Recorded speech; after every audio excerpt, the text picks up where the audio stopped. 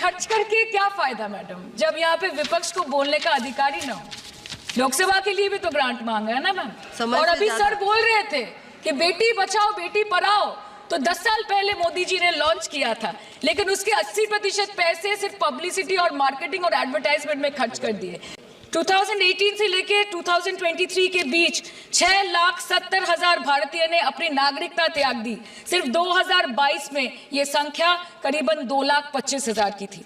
In 2022 alone, 7,500 high net worth individuals with a net worth of more than 8.3 crore or more left India. नवंबर 2022 से सितंबर 2023 सिर्फ 10 महीने में 96,917 Indians were arrested attempting to cross the United States illegally. Modi ji कहते हैं कि वो सबके साथ है, मगर ये आंकड़े बोलते हैं जो सबका होता है वो किसी का नहीं होता। और बंगाल के साथ तो कुछ अलग ही रिश्ता है इनका। The relationship is that of quid pro को, ठुकरा के मेरा प्यार मेरा इंतकाम देखेगी। मतलब वोट है तो नोट है और वोट नहीं तो नोट नहीं।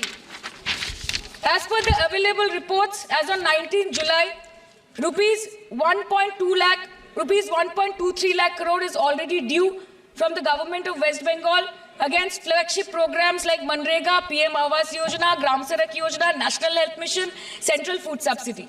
Further, 40,806 crore is projected dues against these schemes, bringing the total amount to a staggering 1.71 lakh crore. Madam, health care की स्कीम्स में सिर्फ फंड हमको दिया नहीं जाता क्योंकि कलर कोडिंग मैच नहीं करता है। सो आप सबका साथ सबका विकास जो बोलते हैं, is it hinging on colour coding? आपको रंग पसंद नहीं तो आप बंगाल के लोगों को पैसा नहीं दोगे और फिर आप आके बोलते हो कि हम बंगाल में जीत क्यों नहीं पाते। Ma'am, this is the reason, this step motherly attitude, जिसके लिए बंगाल के लोग हर बार इनको बड़े बड़े रसगुल्ला खिलाकर वापस दिल्ली भेज देते हैं। Even after making several attempts to crush our aspirations and our economy, Bengal government stands tall and true towards the commitment towards its people. Bengal में सिर्फ दीदी है तो मुमकिन है। The West Bengal government started transferring money to the bank accounts of 21 lakh people who worked for 100-day scheme without receiving any payments from the central government for Manrega. Even before Ayushman Bharat, in Bengal, Shastra Shati, a cashless scheme was launched, providing treatment cost up to 5 lakh for per person belonging to any strata of the society. आज कलकत्ता के किसी आलिशान private hospital में जहाँ पे एक अमीर आदमी की चिकित्सा होती है, वही बगल वाले बेड में एक गरीब मजदूर, एक गरीब किसान की भी ट्रीटमेंट होती है। यही है ममता बनर्जी का विकास। हम सब जानते हैं कि आज से 10 साल पहले हमारे देश की अर्थव्यवस्था का क्या हाल था। आज से 10 साल पहले हमारी संघर्षशील, जो एक चरमराती और एक लड़खड़ाती अर्थव्यवस्था जो कहीं 11वें-12वें नंबर पर थी और सारा देश जो है उसको लेकर चिंतित रहता था, पिछले 10 सालों में वो अर्थव्यवस्था 11वें से 5वें नंबर पे आई है और बहुत तीव्रता से जो है 3रे नंबर की तरफ जा रही है। ये जो 2024 का बजट है, ये सब वर्गों को जो है वो शक्ति प्रदान करने वाला बजट है।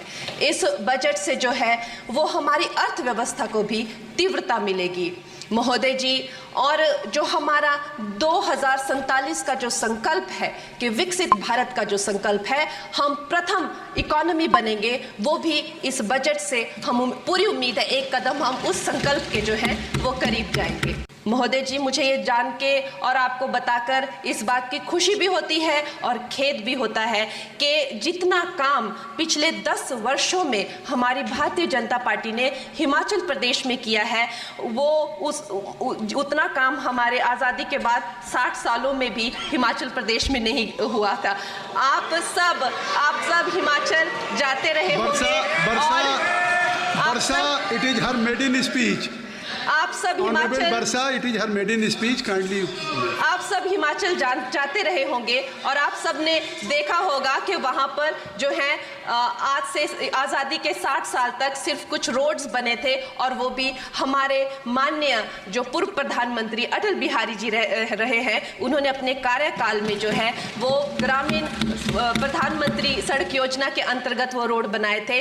लेकिन पिछले 10 वर्षों में प्रधानमंत्री नरेंद्र मोदी जी की सरकार ने हमारे क्षेत्र को जो है एम्स, IIIT, IIM जैसे वैश्विक स्तर के जो है वो संस्थान दिए हैं और वंदे भारत जैसे जैसी ट्रेन को हमारे हिमाचल में पहुंचाया है। हमारे हिमाचल जैसे छोटे से राज्य को 3,500 करोड़ की लागत का मनाली कीर्तपुर जो है वो हाईवे दिया हुआ है, जिसमें माननीय महोदय जी 5 से ज्यादा टनल हैं और 37 से ज्यादा उसमें ब्रिजेस हैं। ऐसे वैश्विक स्तर की जो है हमें इंफ्रास्ट्रक्चर वहां पे मिली है और साथ ही पूरे देश के लिए जो एक बहुत ही अद्भुत इंफ्रास्ट्रक्चर मार्बल है, जैसे कि हमारी अटल टनल 9 किलोमीटर की जो वो अटल टनल है, विश्व की सबसे लंबी टनल है और वो एक सिंगल ट्यूब हाईवे जो है वो पूरे विश्व के लिए जो है एक बहुत बड़ा उदाहरण है। और उसके साथ ही 11,000 करोड़ के हाइडल प्रोजेक्ट्स हमारे हिमाचल प्रदेश को दिए हैं। अगर मैं ये सूची यहाँ पे रखूं